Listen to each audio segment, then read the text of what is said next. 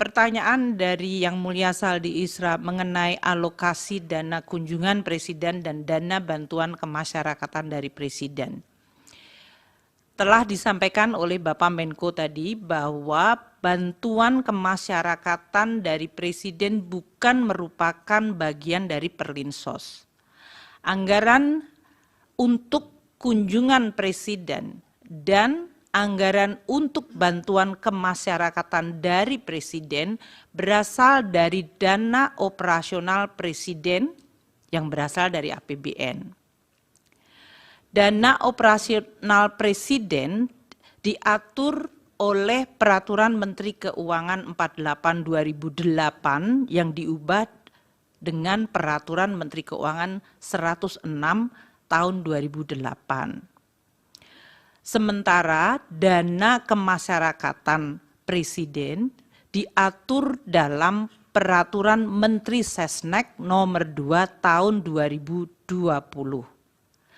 Kegiatan yang bisa dicakup di dalam dana kemasyarakatan oleh Presiden dan Wakil Presiden dalam hal ini adalah kegiatan keagamaan, pendidikan, sosial, ekonomi, kebudayaan, kepemudaan, pemberdayaan perempuan, keolahragaan, dan kegiatan lain atas perintah Presiden atau Wakil Presiden. Dan bantuan ini bisa diberikan dalam bentuk barang maupun uang. Untuk ilustrasi, tahun 2019 dana operasi Presiden, dana ini adalah 110 miliar anggaran, realisasinya 57,2 miliar atau 52%. Tahun 2020 alokasi anggaran 116,2 miliar, realisasi 77,9 miliar atau 67%. Tahun 2021 119,7 miliar, realisasinya 102,4 atau 86%. Tahun 2022 alokasi anggaran 160,9 miliar, realisasi 138,3 miliar atau 86%.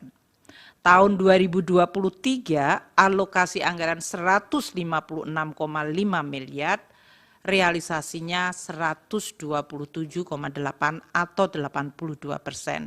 Dan tahun 2024 ini alokasi anggaran untuk dana operasi Presiden dan bantuan kemasyarakatan 138,3 miliar.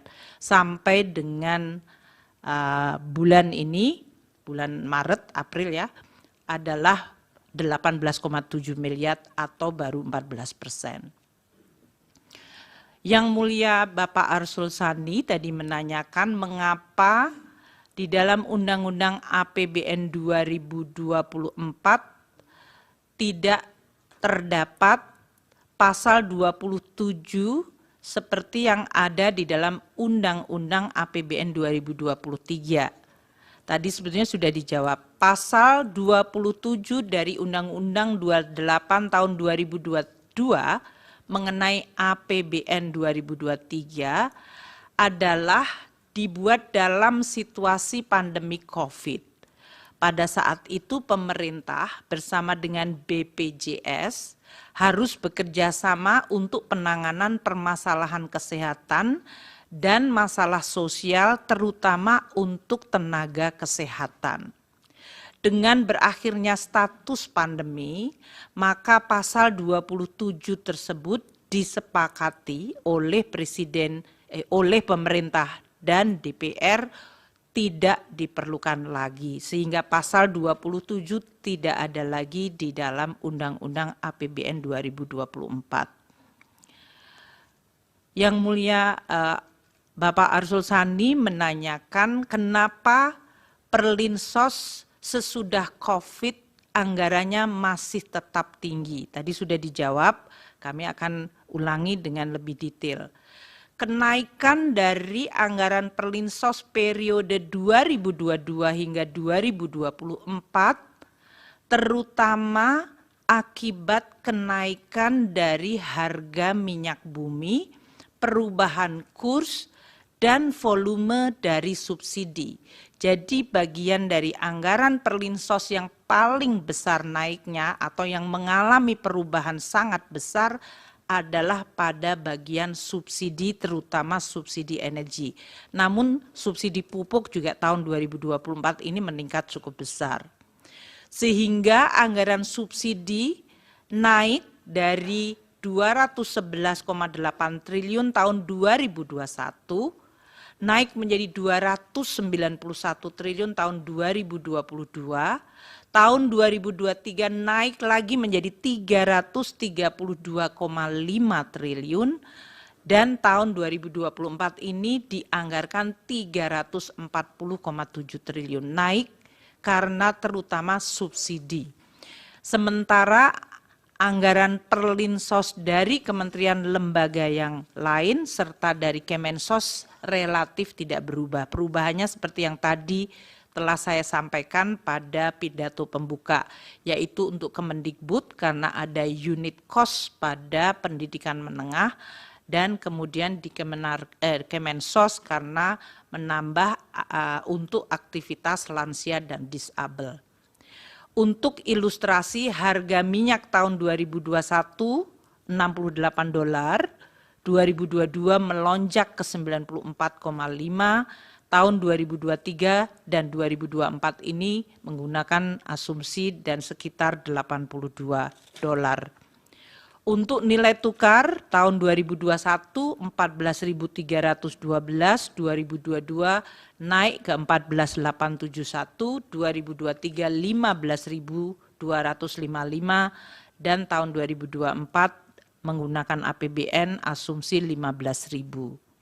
Volume solar juga meningkat sangat cukup tinggi, tahun 2020 14,3 juta liter, tahun 2021 naik ke 15,8 juta liter, 2022 di 15,1 juta, tahun 2023 melonjak ke 17 juta, dan di 2024 dialokasikan 19 juta liter. Ini yang menggambarkan bahwa Perlinsos di tahun 22 hingga 24 meskipun pandemi telah selesai tetap tinggi karena subsidi yang merupakan bagian dari perlindungan sosial mengalami kenaikan terutama untuk subsidi energi, dan yang tahun 2024 subsidi pupuk juga mengalami kenaikan. Mungkin demikian Yang Mulia Ketua dan Hakim Mahkamah Konstitusi dari berbagai pertanyaan yang sesuai dengan bagian kami. Terima kasih.